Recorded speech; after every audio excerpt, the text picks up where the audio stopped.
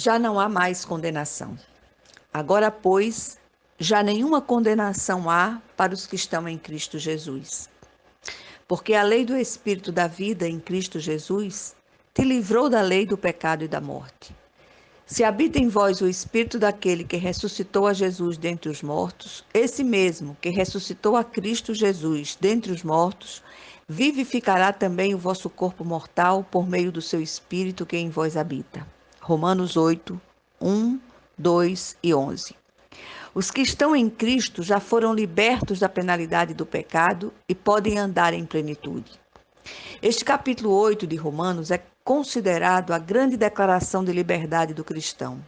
A maior ênfase aqui é a ação do Espírito Santo em nossas vidas.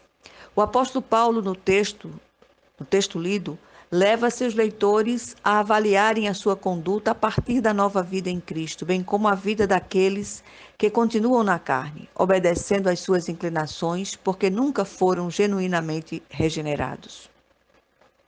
Temos ouvido que a única maneira de nos tornarmos vencedores sobre o mundo, sobre a carne e sobre o diabo é nos enchermos do Espírito Santo dia após dia.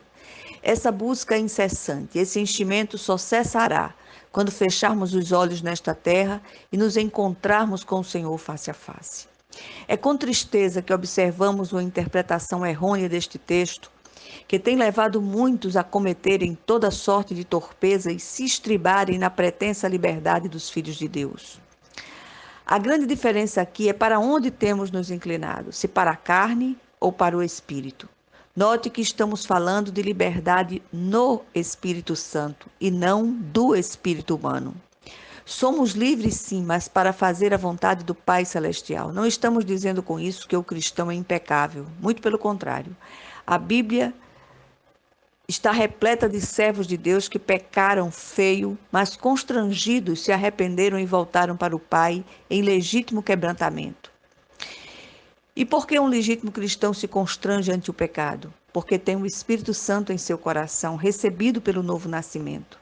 É o Espírito de Deus que convence da justiça, do juízo e do pecado. Nenhuma condenação há para os que estão em Cristo Jesus. Note que o texto não diz nenhum erro, nenhum fracasso, nenhum pecado. Muitos servos de Deus erram, fracassam e pecam, mas ainda assim não são condenados, embora recebam na carne as consequências de suas ações pecaminosas.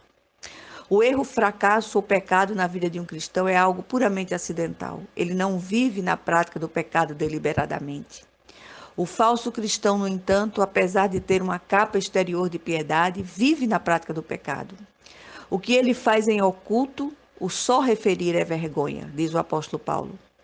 Condenação é sentença que leva à morte eterna. A lei condena, mas o cristão tem uma nova relação com a lei. Pelo Espírito Santo, somos libertados do poder e da penalidade do pecado, porém ainda não da sua presença, pois vivemos em um mundo caído. Por isso, a atitude de vigilância da nossa parte deve ser constante. Estamos debaixo da jurisdição de uma nova lei. Fomos livrados pelo sacrifício de Cristo na cruz do Calvário, da lei do pecado e da morte. O que dizia esta lei? A alma que pecar, essa morrerá. Porque o salário do pecado é a morte. Morte aqui é espiritual, repito. Como entender essa questão? A lei de Deus mudou? Não, mas vestiu-se de uma nova roupagem. A mesma lei do pecado e da morte para os não salvos transformou-se na lei do Espírito da vida para os salvos, os que estão em Cristo Jesus. Para uns tem cheiro de morte, para outros tem cheiro de vida.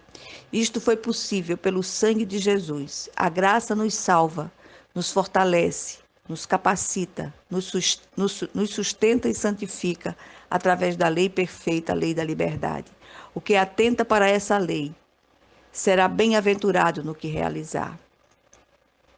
Antes de Cristo, a lei, além da lei não poder salvar, ainda condenava.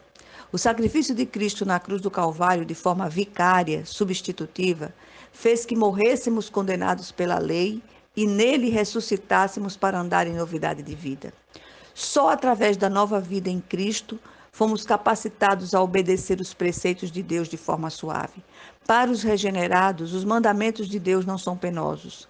Jesus sofreu os rigores da lei no que tange à condenação, para que nele tivéssemos liberdade e vida em plenitude, vida abundante.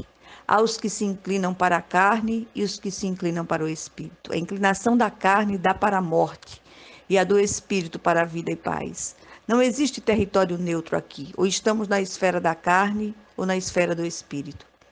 O que o apóstolo quer nos dizer aqui? Morte aqui, não só a morte literal, mas toda a ausência de vida em todas as áreas da existência humana, física, financeira, relacional, emocional e espiritual. Até quando nos inclinamos para ouvir e obedecer à voz suave do Espírito?